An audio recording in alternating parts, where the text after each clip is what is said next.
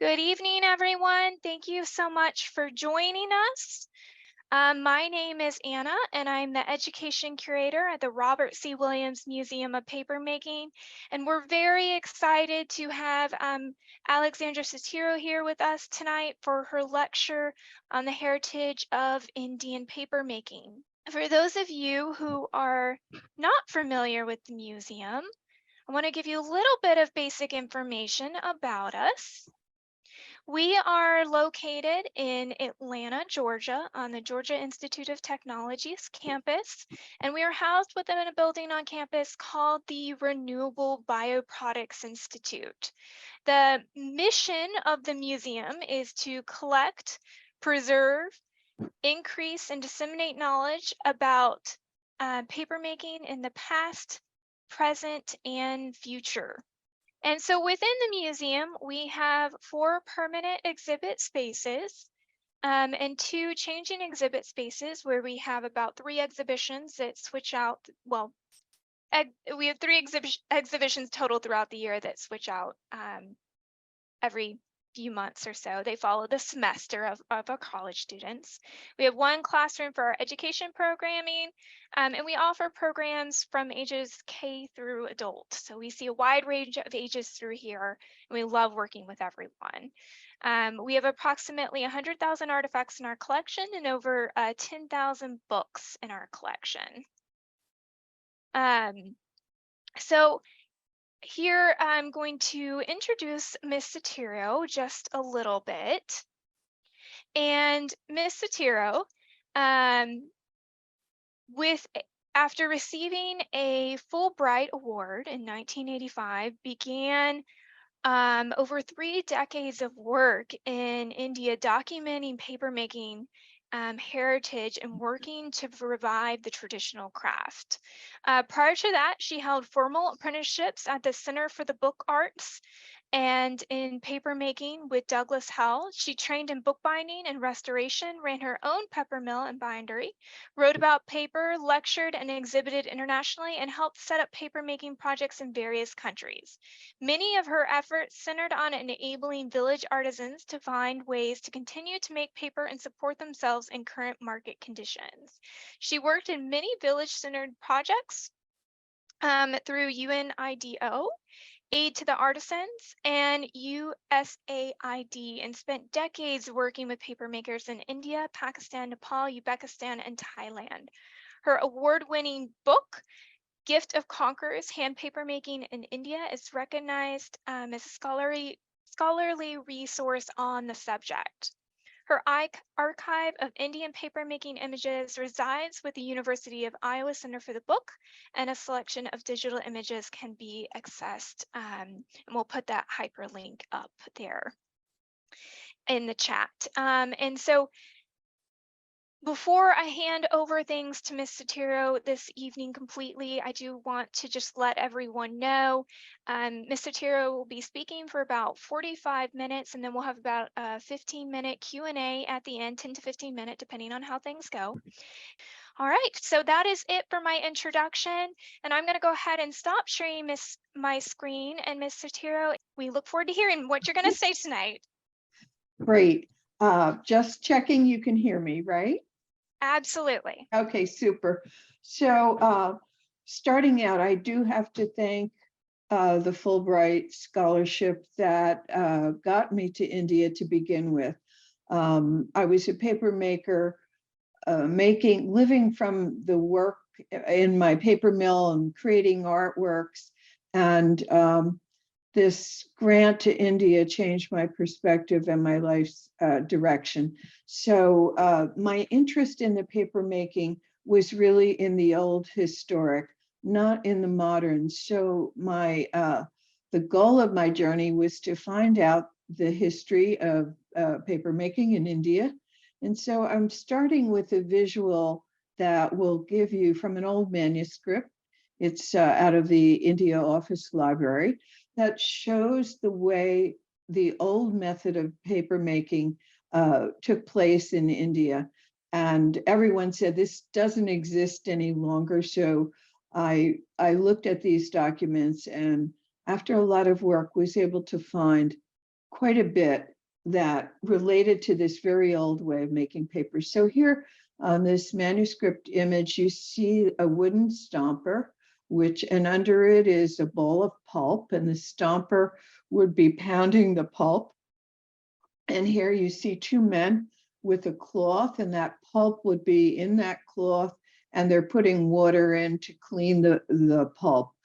And here you see pulp line drying, and then this old method of making paper where the artisan is squatting in front of a pit vat. These are very much, the pit vats were in China. So this is very interesting. We begin to see the technology from China that went across Samarkand and down into India, this old method of making paper. And here's, besides the line drying, here's the paper being trimmed. Here it's being polished. And this is one of the little brushes used to put size on the paper. Here's the screen, it's being pressed. And to the right is one of the traditional paper makers still alive when I started this journey in '85. He's squatting in a kind of awkward position in front of a pit, and he has to dip that mold into the pit to create a sheet of paper against the incredible weight of the water. It's not an easy job, and this is just a very old way of making paper. So when I hit the ground in India, I wanted to find this information from the oldest traditional way of making paper. So how did I go about it? My big thing was a clue that all of the artisans that made traditional paper had Kagzi, the word for paper, in their last name. These were Muslim families that kept a last name indicating what their labor was. You know, just the same way someone with the name Baker may have had ancestors that were bakers. So I was able to go into villages throughout India looking for individuals that had that last name so I could find some of the history. The other thing I did was that I went to villages and centers that had the greatest history of art and literature, because my supposition was that they needed paper in those centers, and so there was a chance there was old paper making there. And then I also went to those centers where there were streams nearby because the paper makers needed water. So I hit the continent with those three things, and was able to find an extraordinary amount of information, even though the population was so great, just by looking for the last name, the centers of great art, and also villages where paper that were near water sources. So what happened is that when I found all the these were older individuals who had been making paper traditionally with that Kagzi last name, they traced their ancestry from Central Asia, from Samarkand, actually some of them directly from Samarkand, from the earliest centers of paper making in Muslim communities that came out of China. So this was right after paper making spread from China. It went into these Central Asian areas, and the ancestors of the individuals I met in India came from these areas, and they brought that method of paper making into India. So we were able to find the lineages of many of the paper making individuals, and they all came from that route through Central Asia down into India. Let's see. So, and here are a few of these older paper makers I found by searching out their last names. These were primarily Muslim families, because one of the things in India, the Hindu tradition is that touching rags was considered not clean. and also the techniques of making paper were kept within these Muslim families. So they were the primary paper makers throughout India. These are just some of the paper makers who I interviewed, many. And what happened, it was all of their stories that kind of led me to continue this work and try to document their history. And I really did it because I was so touched by these guys. So, and there was another way that I was able to trace the information that I'm going to share with you. And that is that in these Muslim families, they, generation after generation, they assigned someone as a genealogist. And the genealogist keeps the family migration records. So we were able to corroborate a lot of this oral history of this migration of the craft. And so starting with going to those centers of art and looking by the rivers, I was able to find so many ruins of papermaking, even though everyone told me there was nothing left in India. So here's an example. This is a pit vat where they had made paper, and on the side, the pulp would have been held in and then added to this pit. Someone would have squatted on top of the earth here. And then in the distance, in the back, there are these giant platforms called chabutras, which the sheets of paper were left to dry in the sun on. So this is, I think this was Arundel. Yes, it is in Arundel. So the entire landscape here was littered with the ruins of papermaking. Here you see on the right, another one of these pit vats where they made paper. And here again, the ruins that I found all over. On the left are these pits that were used for fermenting the pulp. And here you see more pits for holding pulp and this giant tables, chabutras that were used to let the paper dry in the sun. And sometimes they would also lay the fibers out to have them ferment and degrade. So in the very northern part of India, so this was really in Pakistan, Gilgit in Hunza, which is near K2. I was fortunate enough to go to the villages up there, and their history was using birch bark instead of making paper. And here is on the lower right, you see a manuscript in the, I think this is in the British Library, 16th and 17th century. It's constructed as a book in the European style, but the pages are all birch bark. And so in this high Himalayan areas, they did use birch bark for writing for paper. And on the left here, you see wonderful on a tea stool in the high mountains where there's just no one around anywhere. This is a Hunza, or probably no, it's Gilgit. And this birch bark here on the left is used for writing talismans that are worn around the neck. So it is considered a kind of more sacred form of paper, but they also use it to insulate the roofs or store butter in the winter.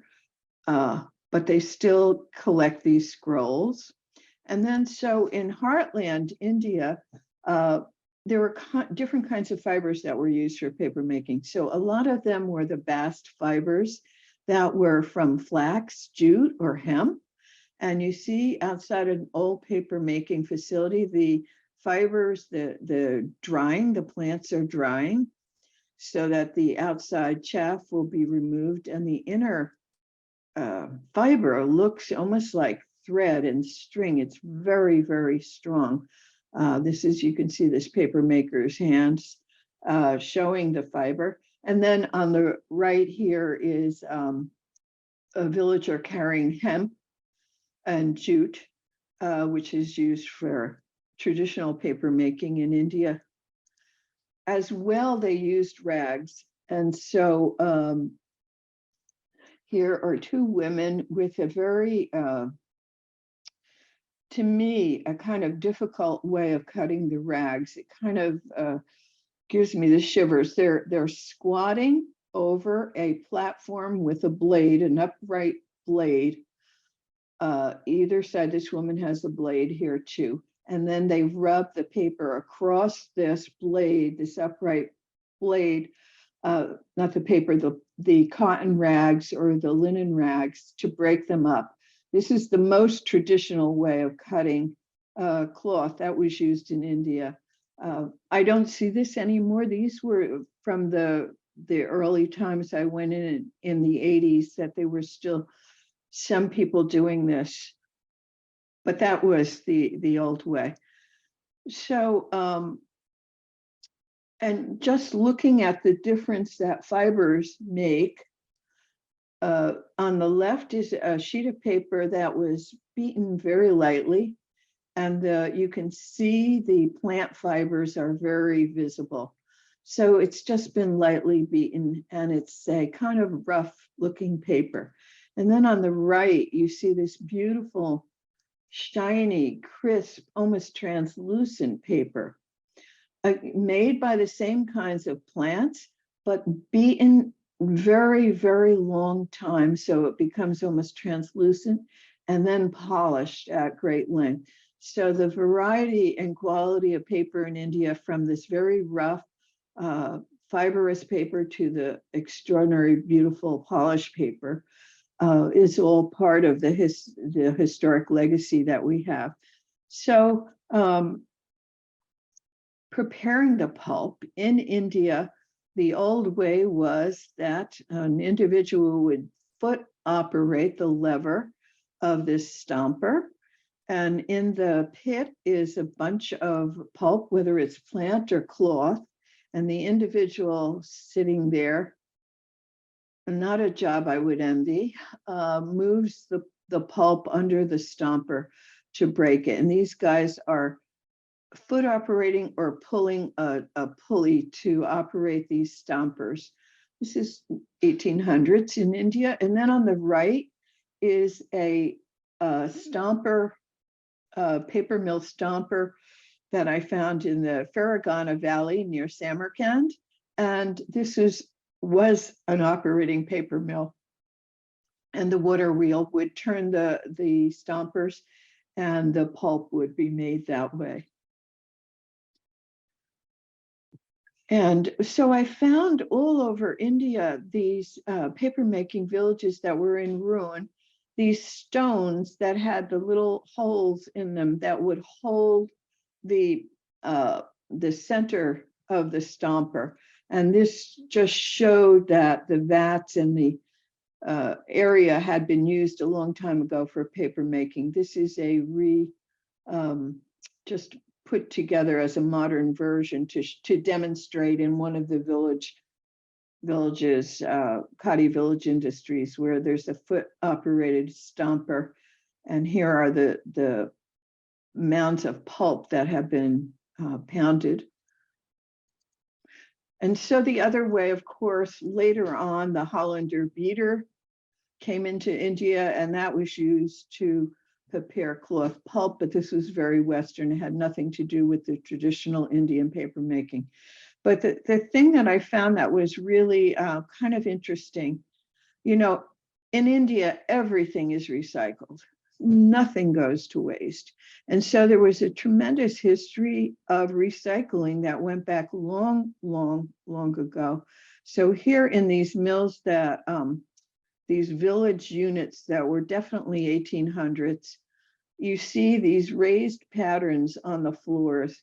And so what they did is they soaked, this is very sad, manuscripts and paper that had been used previously, and they broke it down by soaking it and then rubbing it against these patterns on the floor to create pulp so they could make new paper. You can imagine the loss of history that went along with this. And I'll tell you more when we go to another site where they were tearing apart manuscripts and using them for new paper. So this is also another way that pulp was prepared, and that is it was left to soak in water and ferment, sometimes with an agent to help break it down. And then also the pulp was mashed or macerated in these after fermenting by the person's feet, by stomping it much the same way individuals would stomp the grapes to prepare them for wine. So, and then here, these are, I actually think this picture may be from the museum's collection. This is individuals. In the background, you see all these things that look like loaves of bread. Those are actually the pulp that has been, the water is squeezed out after they wash it. And it's kind of shaped into these round shapes and then given to individuals in various little huts where they make the sheets from it. So here I was able to find some places that still use the cloth this way. They tie it around their waist, they run the water through, and then they squeeze out the water and give the pulp to villagers to make sheets from. So here's a town well in Sanganer, and all these villagers are washing the pulp here, putting it on the carts, and then you'll see what happens next. And so here is that cloth around the waist, and the pulp is put in there. And you see this is already, the water has already been squeezed out of it. And that's how they squeeze it. The one person loops that cloth around into a ball, and then the other one pulls it and they tighten it, and the water rushes out from underneath, and they get these round globs of pulp that are then brought to little huts throughout the village. And in each hut, there's a vat, and the paper maker makes the sheets there. And so the molds of paper making in India were followed the same type of molds that came out of China and through the Islamic families in the Central Asia. And those were grass molds, reeds. They were made out of reeds, and they're called chapri. So it's the water reeds that look like this. They're quite fine, and they're hollow. And the mold is flexible, and it rests on a wooden support. And you'll see how they make it soon. Oops, I skipped one. So here's, the blinds that they use all over the Middle East. Well, the molds, the paper making molds are very similar. All the women make the molds, and in these traditional families, the division of labor is very, very rigid.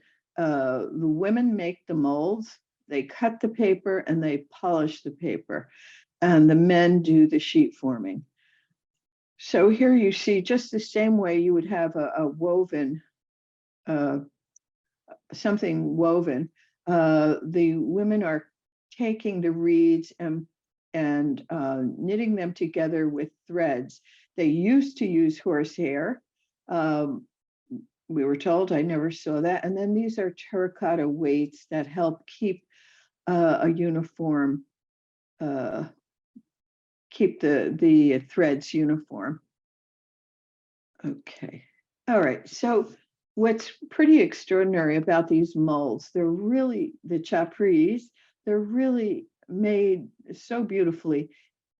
These reeds are hollow, and to make sure there's no, to make sure that they form a straight line, there's an inner reed that joins inside one and connects it to the other. So you can see there's cuts in here. Each one of those cuts, there's an inner reed that connects it so it stays stable. So it's quite a work of art. This is not just a rugged, this is quite a skillful thing. And so a lot of the older papers, you can see the imprint that's made from these grass molds. It's a very fine, it's just like a watermark, and it's a very fine pattern. When you hold it up to the light, you can see how it was formed. So on the left is a sheet made with a grass mold. It's a quite narrow, the filaments are. And then on the right is, of course, the more modern, made with a Western laid mold. But you get the idea there. And so here we are. I think this was in Gosundra, this paper maker. And all of these older papermaking men told me they just lamented that their craft was no longer, had diminished so much over time. So you see he's squatting, his knees are right up under his armpits there, and there's a stick underneath his mold that's supporting that beautiful grass chapri on it. And then he's actually already formed the sheet. That's why it's being supported. Before that, he would dip it into the vat right below. So then trying to go to these centers of great art. Here is Dalutabad Fort, where the art was renowned and beautiful, wonderful art. And I climbed that looking for ruins from papermaking, and I did find some up there. But the story goes that the emperor, the sultan, had the wives didn't like the sound of the papermaking pulp being pounded, because it would be pounded bomb, bomb, bomb, bomb, endlessly to break down the fiber. So the papermakers were expelled from the court, and then in the villages all around here where the papermaking had been pushed off, I still found some of these very, very traditional papermaking places. And the one on the right, the picture shows that. This is a pit in the ground full of water. And there's the wooden frame that the chapri would rest on. And here's sheets that have dried, and kind of a ceramic type weight is used to press the sheets after they're dried to get them a little more pressed. This is a very traditional paper making that, and here you see Ramadun Kagzi on the left.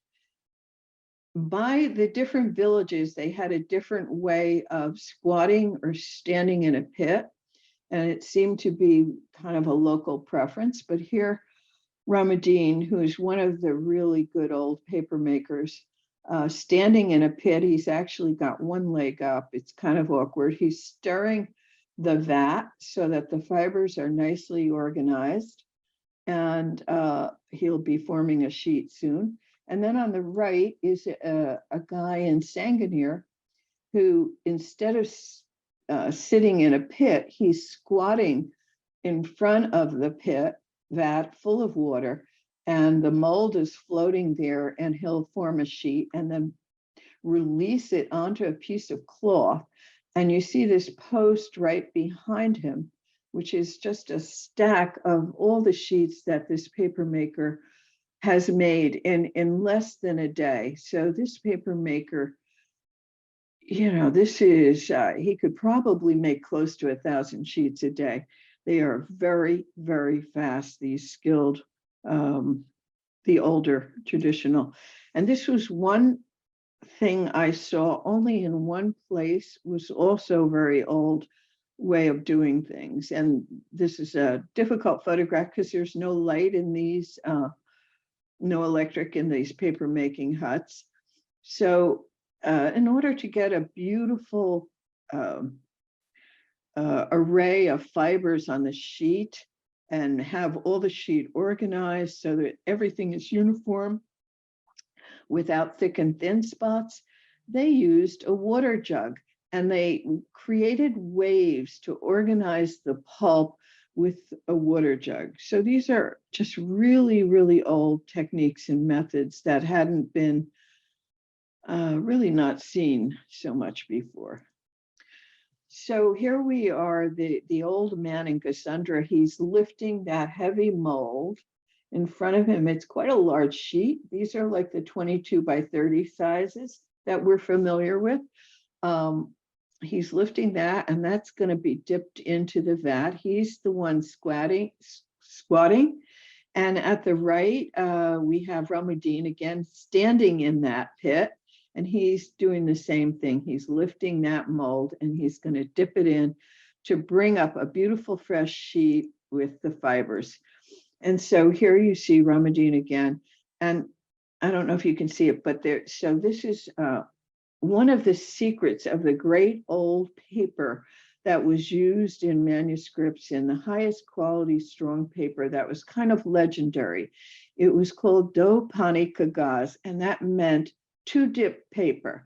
So what they did is they dipped the mold into the vat once and got a very thin layer, and then they dipped it in a second time and organized those fibers across the top to create a super strong sheet of paper called Dogani Pagas. And here you see that wave of the second row of pulp that's going to be sent right over the whole sheet. And so he's done that. He's done this double dip, great old method. And then he's raising the mold to let it drain. And then here are just a couple different views of paper makers doing the same thing, bringing up the sheet in these kind of amazing positions, because breaking that mold against the water, that's heavy. That's heavy. And these guys are really, it's a workout. So here's what I was looking for. So once Ramadine brought this mold up, the man behind him is giving him a piece of cloth. They're putting it over the wet sheet that is really very delicate in the consistency of maybe very thin dough, if you were rolling dough. And then Ramadine releases that from that mold, the wet sheet of paper, onto a stack of other papers that he just made. They are interleaved with that piece of cloth, so then they can get separated. But there are very old paper makers who don't even put interleaving cloth in. They make such a strong paper. The fibers are beaten so long that they're very strong, and they're able to separate them with no interleaving. It's quite amazing. Okay. And so after the sheet has been pressed a little bit and it's left to dry on air dry in this place, I'll show you other ways they dried it. And then they put this weight on once it's been dried to just make it a little flatter. And then here is one of those Hassin, one of those paper makers that creates sheet after sheet atop of each other, and they're so well made that they're able to separate these really delicate sheets with no interleaving. So his wife here is pulling the top sheet off, and then she's brushing those sheets onto the wall, allowing them to sun dry. So a lot of things are going on here. First of all, and this is a very old way of doing it, not many people do this anymore. Most paper in India is line dried. This is quite this family was quite traditional. And so here she's brushing that wet sheet onto these plaster coated, the walls are coated with plaster. And the sheets dry, but you're going to see they have brush marks, and you can see that in some of the very old papers in museums. But here's the sad story. This was the case where the husband showed me under the building piles and piles of old manuscripts that he was using to make new paper from. So it was kind of sad to see that history lost in order to make new paper. But here, after the sheets have dried, the water is no longer there, and they are white, and she can peel them right off the building. And they're very flat and very smooth, and they actually pick up some of the size from this plaster. That was another thing I did to find these villagers. I would look for the buildings that had these walls, the plaster walls with the marks where paper had been made. And then on the right, you can see some papers that are in the museums. You can see the brush strokes, and these are different than the mold marks. They're the strokes when the paper was brushed onto the wall to dry, and they still retain those patterns, just like a watermark. So it tells you something about their history. And then in other parts of India, the sheets were line dried, and these are sheets of paper onto a backing of cloth. And the same here. And you can see in these village life and paper making hand in hand, putting the laundry up and drying the sheets on the rack. And these sheets here had the addition of soot from the chimneys to get them to look gray. Okay, and so I wanted to show you some of the polishing tools that were used for paper making in India, for the fine paper making in the old traditional ways.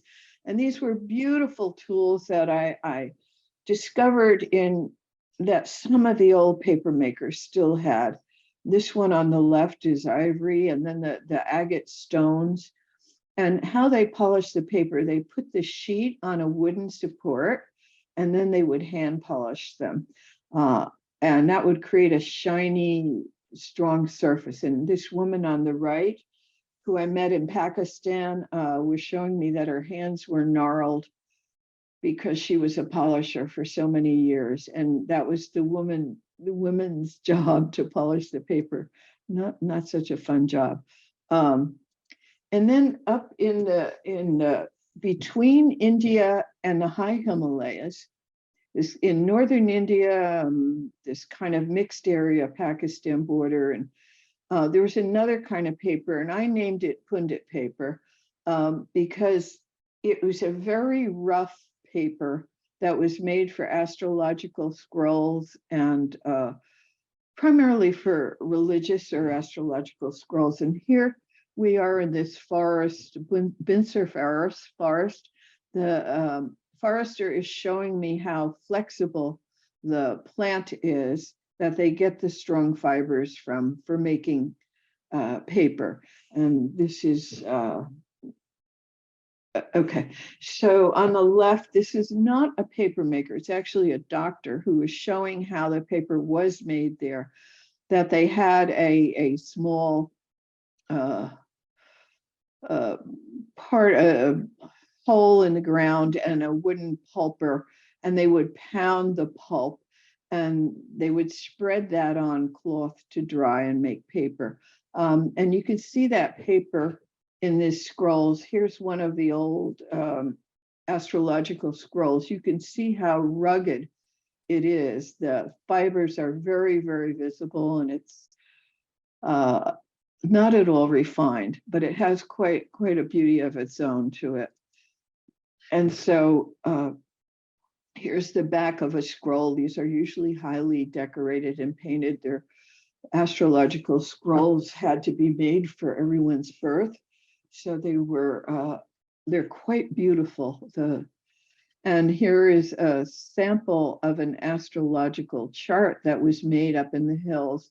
And this kind of pulp paper was laid out on cloth, and multiple sheets laid out on cloth and allowed to sun dry to create these giant astrological charts.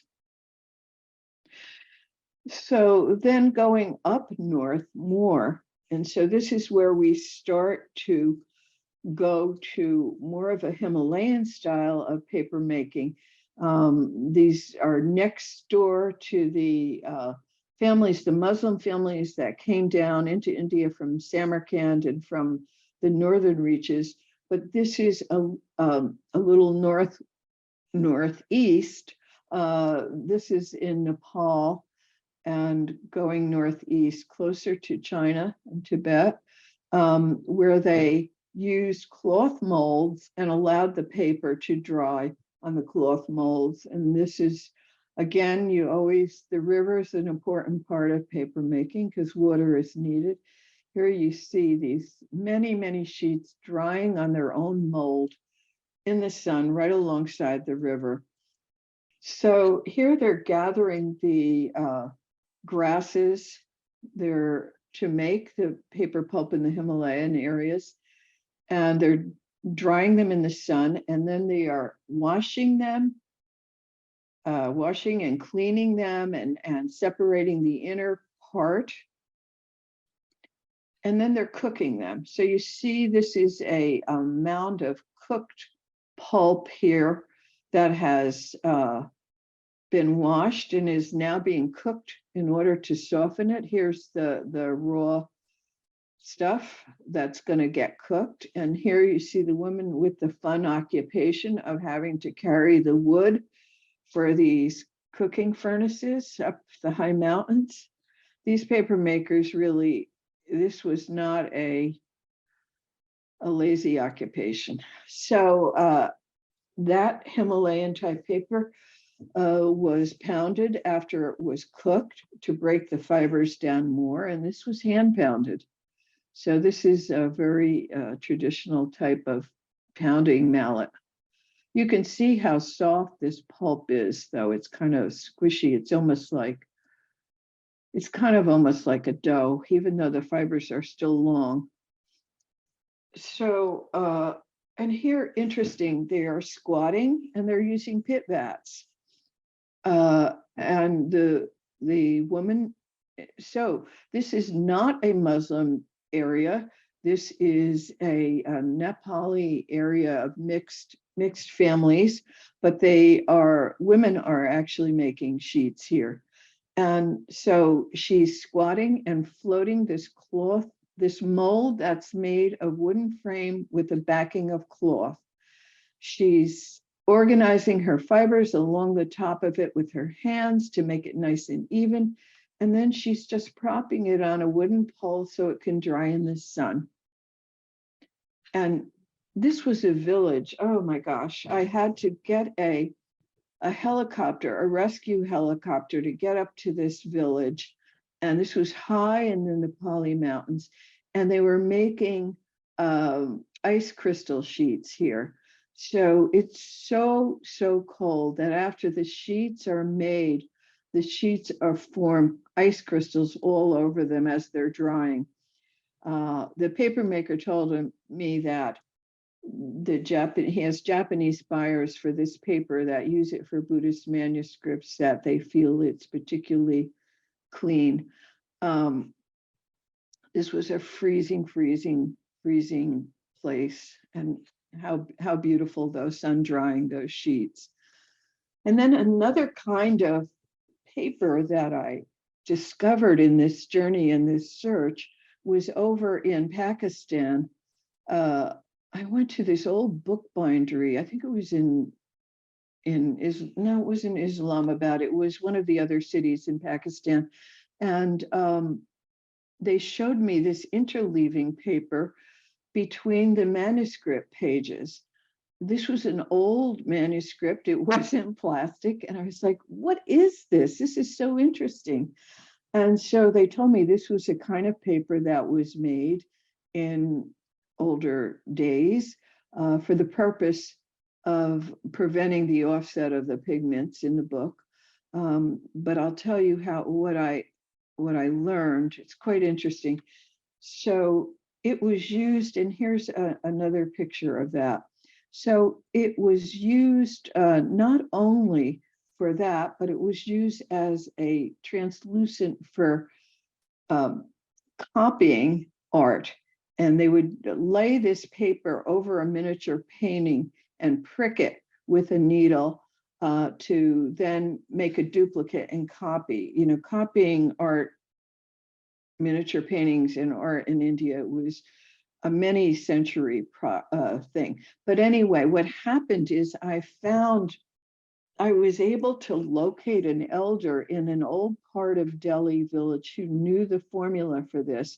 It's called Hiran K. Jili or Hiran K. Nag, and it is the inner membrane from a deer or from a snake that is treated and then becomes soft and transparent. It's the transparent membrane between the flesh and the skin that they use. And in my book, I describe how they make that. It was really wonderful to find a rare person that still knew the formula of how it was used. So I'm going to then breeze through this pretty quickly. So that whole thing of using, creating stencils and copies was used for making these wonderful marbled images that were so famous from India. I'm just going to breeze through this pretty quickly then. And stencils were used for decorating walls. And here you see a stencil used to copy a miniature painting. So these are pinprick stencils. And then here are the paper mache guides that were used to press on a sheet of paper to help so that when the calligrapher had to write on the paper, he was able to keep a straight line. And on the right is a very unusual stencil used to create lines in the marbling for a work of art. And then these internally marbled images relied on multiple stencils and a great craftsmanship in the patterns of the imagery. And I don't want to hurry, but I will.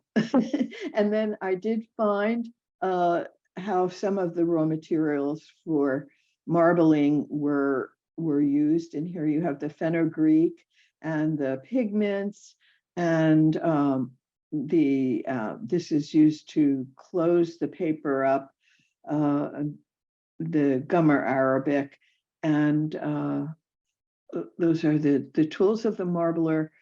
They would move the patterns with the stylus, as you all know, and this was a primitive. Certainly the marbling in India was very sophisticated, and it came out of the Muslim traditions in Central Asia.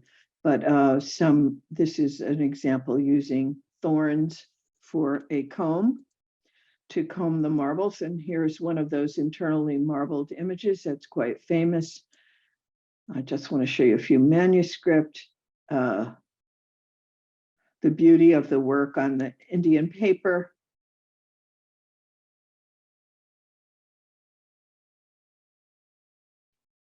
Coloring. This image shows the traditional paper makers. They're dyeing the paper, it's line drying, and all of the process. This is at the Sackler. So many methods of coloring were used, but I wanted to point out a couple just very quickly. And this one is Harital, it's called, and this is a arsenic coated sheets that were often used in both India, but in Himalaya particularly too, both places, to prevent insects for eating the paper sheets. So that orange color Harital is from the arsenic. And then also some indigo color was added to lamp black to the Harital in the Himalayan manuscripts. Again, this was to prevent the insects from eating the paper, but it also was highly, spiritual texts on the dark blue were highly regarded. And then there was also a technique of gold spattering on the colored paper.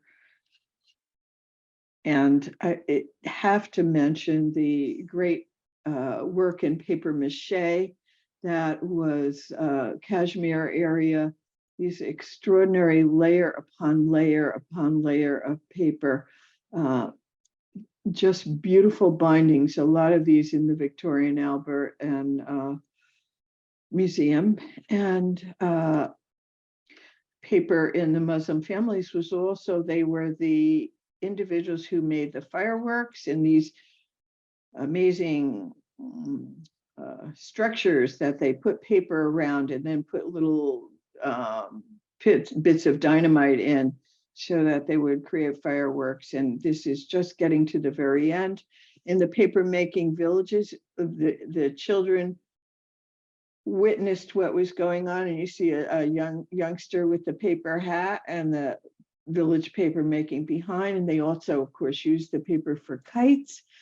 And I just want to acknowledge the Islamic Manuscript Association, which supported the digitization of many of these images, and also of course the Fulbright grant that led me to this 35 years plus of work in India.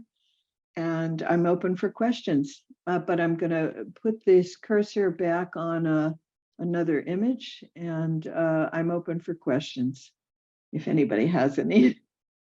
I will guide you through the questions. Thank you so much for sharing your knowledge with us. That was wonderful, and some just beautiful examples of Indian paper and decorative paper too. So I know you covered the colorants a little bit with the indigo and the arsenic-based inks, but we have a question from Terry. What did they use for the colorants in the brown pulp on slide 17? Or what were, even if you'd like to share some of the other colorants that were used in the Indian paper as well? Well, what looked, I think you might be referring to that Himalayan paper that looked brown. I would guess so. Let me jump back to slide 17. I have it open on my other screen. If it was the Himalayan paper, it looked very brown. That was because it was the plant fiber and it was wet. I haven't seen paper being dyed brown. There was a lot of that, that gray paper was made actually for the Indian government to use for folios. But in the old times, there were different types of dyes, and I am not an expert on that because no one was using the dyes in that I found currently. So the when Harital or the arsenic was used, I assume that was coated. That was not in the pulp, that the paper was coated afterwards. There are dyed papers that exist that are quite old, and I'm not sure. I assume there was some kind of mineral, or they could have been a plant dye, most likely a plant dye, but I'm not an expert in that. I apologize. That's And it's okay. very uncommon to find dyed papers in India. I mean, currently, everything that's going on currently is very different than what I focused on. I was focusing on the traditional. Now all the chemicals in the world are used in papers all over India to make new paper colors, but I was concerned more with the old ways. I certainly know that we've been mindful of arsenic in some of the items in our collection from the papers that we've been thinking about that lately and handling those, and that is definitely one of those things with conservation. But along the lines of coloring paper, kind of on the opposite end, with some of those really dark pulps, did they ever use any sort of lightening agent with those pulps, or was it just sun bleaching? Well, first of all, when the pulp is wet, it looks way dark compared to when it's That is sun true. dried. And the sun does bleach, but often, sometimes they would use like a calcium to when they were polishing to add a more white. But you saw when the woman who was drying the sheets on her coated walls, you saw how white they came off, even though the pulp was really just like a plant. to start with, that the sun and the evaporation of the water, they're quite white. But so I think that also lye was used sometimes, not for good paper. That's really That would affect it too. yeah. Thank you. So our next question is from Helen, and she had a question about the polishing of the paper, and she asks, does the stone go straight onto the paper for polishing, or is there an interface? I know from the video clips I've seen, it's just straight onto the paper. Straight on, but straight on. But the paper, of course, is very dry, otherwise it would rip. And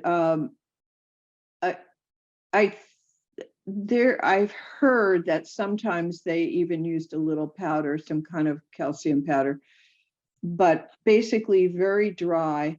And you saw that one picture of the beautiful luminous pages. There's so many manuscript pages like that, that they're just glistening and beautiful. And so that comes not only from the polishing, the longer you beat the pulp, the more transparent it becomes. And so the really great paper makers beat the pulp for a very long period of time, and it becomes very mucilaginous, and it creates these glistening, beautiful sheets. And so then those even polished. And yes, sometimes I think they might have been using an egg white or something else as well to create that shine, but that would be after it was polished.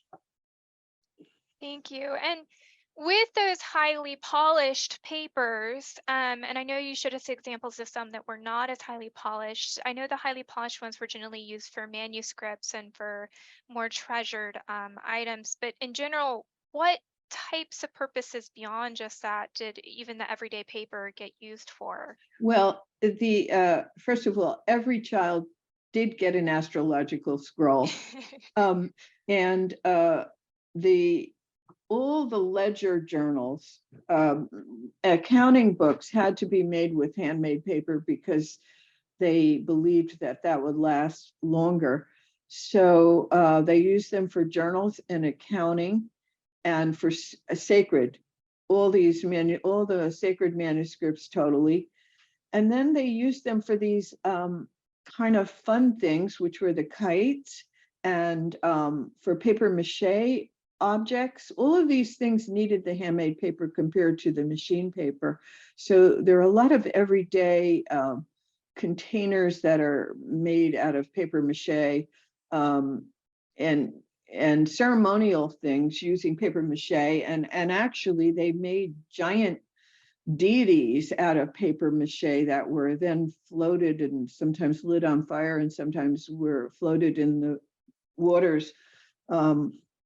So there were a lot of uses, and how the paper making, hand paper making, kind of ended when machine paper came, of course. Yeah. Thank you. And I know we're getting close to time, everyone, but we do have several more questions. So we're going to keep answering them for a few more minutes. We have another question from Helen, which you partially already answered, but what goes into the cooking water with the fibers in the Himalayas? Yeah. I want to be exact, and I'm not sure I know. It's a saji. It's a powder. It helps break down the fiber. It's not used in all of them though, because those additions make the paper less strong. So the really good papers don't use an agent to break the fibers down. It's just the real cooking.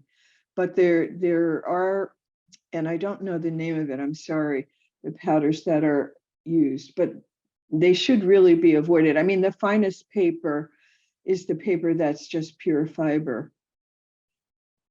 Wonderful, thank you. We have several thank yous in the Q&A. And then my next question comes from James.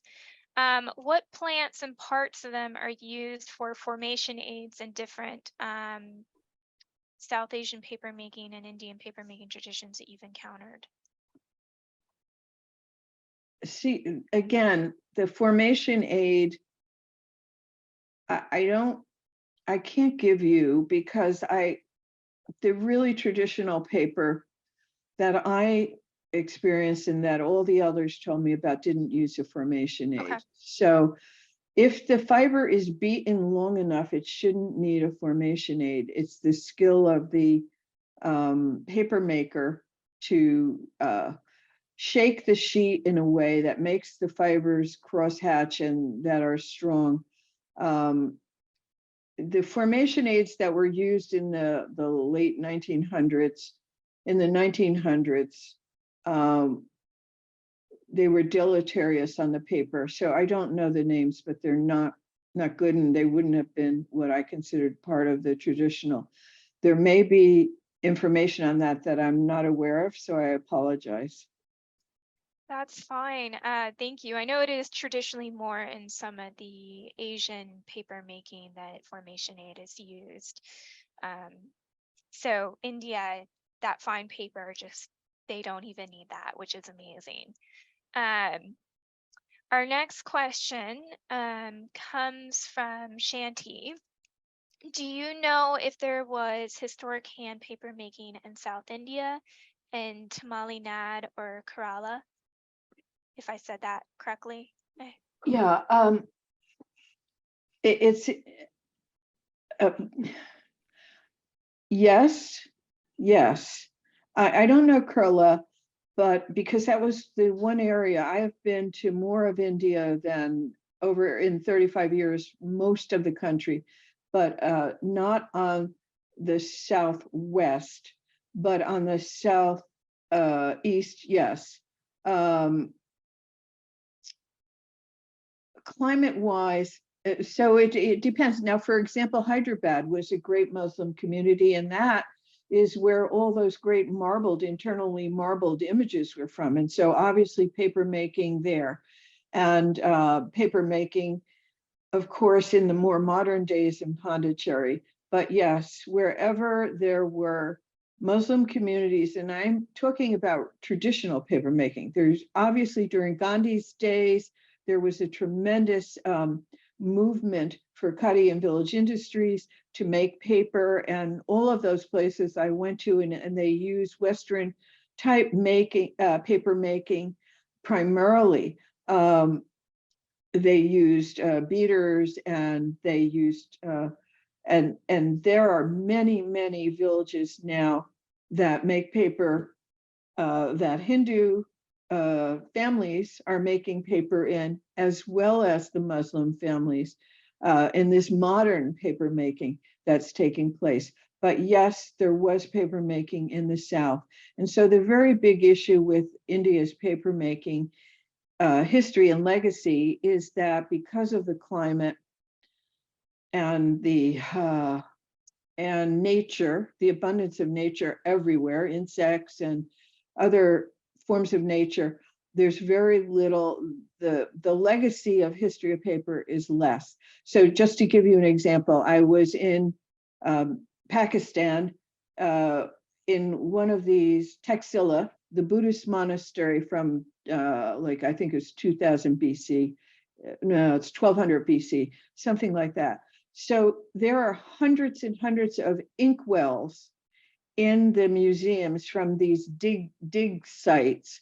There's no manuscripts left, but those inkwells were used to write on something. So the legacy of Indians paper history is has been washed through time, and is not so,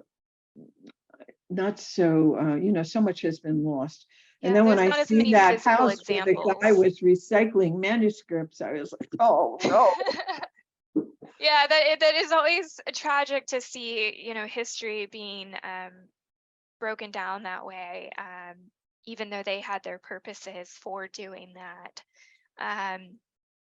So we are going to wrap it up for the night. Thank you so much, Ms. Soteriou, for speaking to us.